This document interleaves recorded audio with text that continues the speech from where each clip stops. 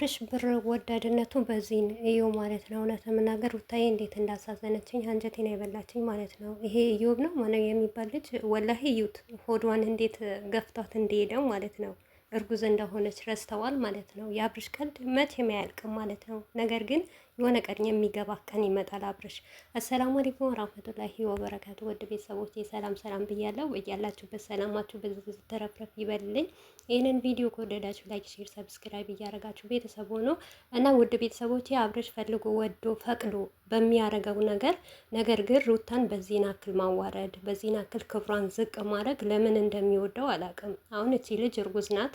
አላህ ይበለውና ማለት እንደዚህ ገፍትሯት ሲሄድ እንደዚህ ሲወረውራት እሷ እዛ ቆማ ደግሞ እርጉዝ ሆና ሳምንት ስንት ቀን የቀራት ሴት የምትወልድበት ቀን በደረሰ እንደዚህ አይነት ነገር ሲያደርግ ምን አይነት ህሊና እንዳለው እኔ በጣም ነው ግራ የሚገባኝ ማለት ነው። የፈለገ ስራ ይሁን የፈለገ ድራማ ይሁን እንደዚህ ነገር አይቀለድም ማለት ነው። በዛ ላይ ትታው ማታ ነበር አይደል? አልፈልግህም ከህይወት ይውጣ አትድረስብኝ ብላው ነበር አይደል? ለምንድን ነው የሚጠራት? ለምንድን ነው የሚላት ማለት ነው። በነገራችን ላይ ብዙዋችሁ ማለት አጋጣሚ ነው ድራማ ነው የምትሉ አላችሁ አይደለም። ይሄ ራሱ አብርሽ ወዶ ፈቅዶ ያደረገው ነገር ነው። ሩታን ለመስበር፣ ሩታን ለማስለቀስ፣ ሩታን ደግሞ ድጋሚ አልፈልግም በምወልድበት ሰዓት እኔ ይገኛለሁ ስላለ ያንን ተናዶ ማለት ነው እንዴት አትቀበለኝም በማለት ነው ይሄንን ነገር የሚያደርገው እንጂ አብርሽ በደንብ ያውቃል ጓዳ እንደነበሩ እንደተመካከሩ። አንድ ሰው እንዴት ነው የሆቴል ቁልፍ የሚያውቀው ማለት ነው? የትኛውም ሀገር ያላችሁ ሆቴል ታውቃላችሁ ማለት ነው። ባለ ሆቴሉ የሚያድርበት ሰው ነው እንጂ ቁልፍ የሚያውቀው ማንም ቁልፍ ራሱ ሰጥቷቸው ራሱ እንደዚህ ተውኑ ብሏቸው ነው የተወኑት የሰሩት ይሄንን ነገር ማለት ነው።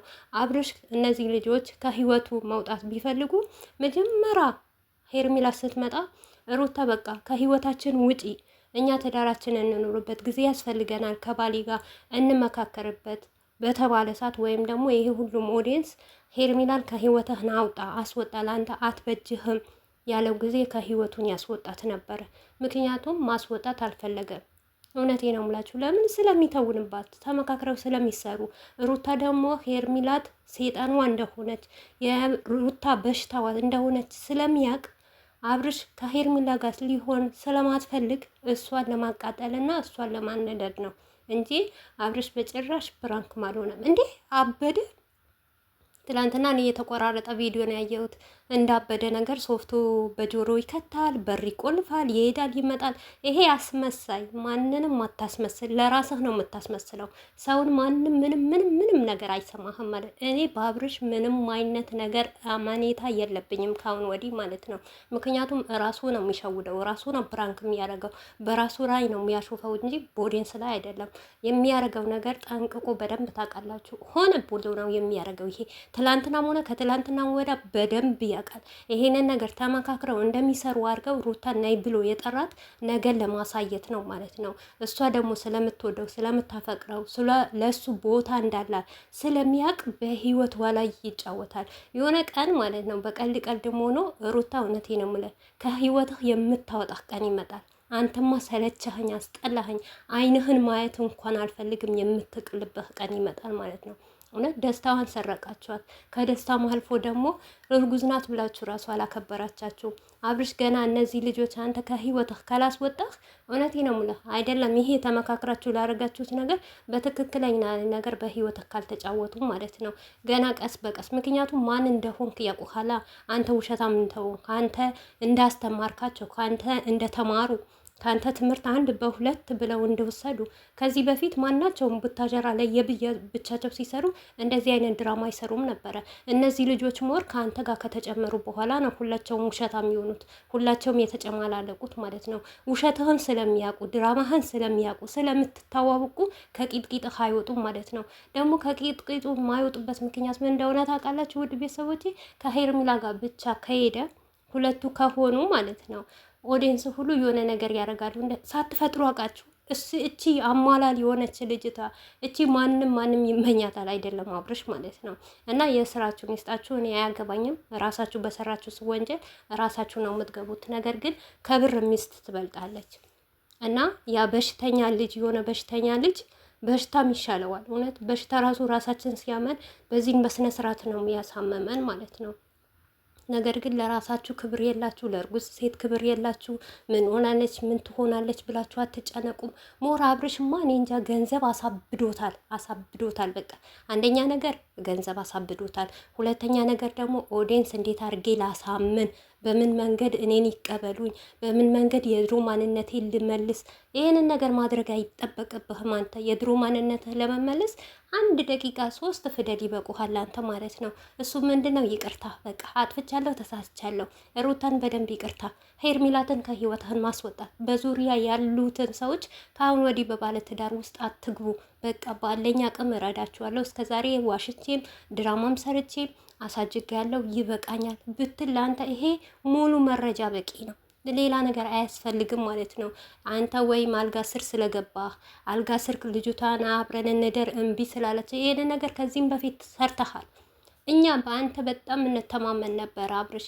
በዚህን ስለተገመትክ አይደለም ብዙም ነገር አምጥተህ አምነሃል፣ አምነናት ተቀብለናል። ነገር ግን ማንንም ማታለል አትችልም።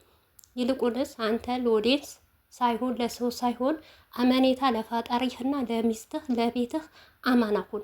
በቃ ይሄንን ነገር 3 ነገር ባንተ ነው የሚጠብቅ። በመጀመሪያ ደረጃ ለምታረጋቸው ሙሉ ነገር ፈጣሪህን ፍራ። ቀጥላ ደግሞ ቤተሰብህን አክብር። ከዛም በኋላ ትዳርህን። በቃ አለቀ። ለሰው ልጅ ምንም ነገር ዛሬ ለሰው ልጅ ጥሩም ብትሆንለት ለትንሽ ጊዜ ነው ጥሩ ነው የሚልህ። ከዛም በኋላ ይገለበጥብሃል። መጥፎም ብትሆን ደግሞ እሱ መጥፎ ነው ብሎ ነው የሚያወራብህ ማለት ነው። በአሁኑ ሰዓት ሰውን አትታመንም፣ ሰውንም ማመን አይቻልም። ነገር ግን በዚህ ልክ የወረድክበት የቀለልክበት ነገር አላቅም። ሚስትህ እንደዚህ ቆማ ስትገፋ አንተ እንደ እርጉዝ ይደህ ቦንበር ትቀመጣለህ። ተቀምጫለሁ ይሄው ምን ታመጣላችሁ? ከህይወት ይውጡ። ከህይወትህ ዛሬ ነው እንዲህ የምታስወጣቸው? መጀመሪያ ነበረ እኮ። አሁን እኮ የፈለገች ነገር እኮ ማድረግ ትችላለች። እሷ መብት አላት እኮ። ምክንያቱም እየሳመችህ ዝም እያልካት እንዴ? ስስምህ ለምን ዝም አላልካት? ዝም ብለሃት እየላሰች ጸጥ ብለህ ማለት ነው። አሁን አልጋ ላይ ስትመጣብህ እንግዳ ይመጣል። ኧረ እባክህ እውነትህ ነው እንዴ? ልስስስምህ አይነት ተጨፍኖ ነበር ወይስ ህሊና ካልወቀስከም ነበር? አትሳመኝ፣ እኔ ባለትዳር ነኝ፣ ለትዳሬ መመለስ እፈልጋለሁ፣ ሩታዬን እፈልጋታለሁ፣ ልጄን እፈልጋታለሁ፣ ልጄን ያለ አባት ማደግ አልፈልግም አትልም እንዴ? እጅህ በሱ ይዘዋል እንዴ? በጥፊ ብልሃት እንኳን ሴትን ብትሆን ማለት ነው እንደዚህ ቀልድ ይቅርብሽ አትላትም? ነገር ግን እየፈለግከው ስለሆነ መላላሱ ስለተመቸ ድራማ ስለሆነ የራስህ እቅድ ስለሆነ ማለት ነው። የማንም እቅድ አይደለም። የትላንትና ቪዲዮ ማለት ነው ራስህ አምነህ ፈቅደህ ያመጣኸው ነገር ነው። እውነቴን ነው። ሄርሜላትም አይደለችም እና ቤላም አይደሉም። ራስህ የሰራኸው ነገር ይሄ የራስህ ስራ ነው ማለት ነው። ያመነ ሰው ይመን። እኔ ግን መጨረሻም አላመንኩትም። ምክንያቱም ሩታን ለመጉዳት ነው የሚፈልገው። ሩታ እንድታለቅስ ነው የሚፈልገው። ሩታ ስስቅና ኦዲንስ አጠገብ ስትደርስ ስትወደድ ደግሞ ያሳክከዋል ሁልጊዜም። አሁን ብቻ ሳይሆን ማለት ነው። እኔ አይቼበታለሁ። እኔ እንደዚህ አይነት ምቀኛ ባል አይቼም አላውቅም በህይወቴ። ሰው እንኳን ሚስቱን ሲከባከቡለት ሚስቱን ሲይዙለት ኦዲየንስ እንኳን ወጥቶ ያመሰግናል። ስለ ሚስቱ ለሚስቴ ፋንታ እኔ ያመሰግናለሁ ይላል። ይሄ ግን ሚስቱን ሲወዱለት በልህ ይዞ ከኦዲየንስ ጋር የእሷን ኦዲየንስ ለመስደብ የእሷን ኦዲየንስ ለማናደድ የማይገባ ጉድጓድ የለም። እውነት ድንጋይ ፈንቅል ቢባል እንኳን ድንጋዩን ይፈነቅለዋል አብርሽ ማለት ነው። ሩታ እንድንጠላት ማለት ነው።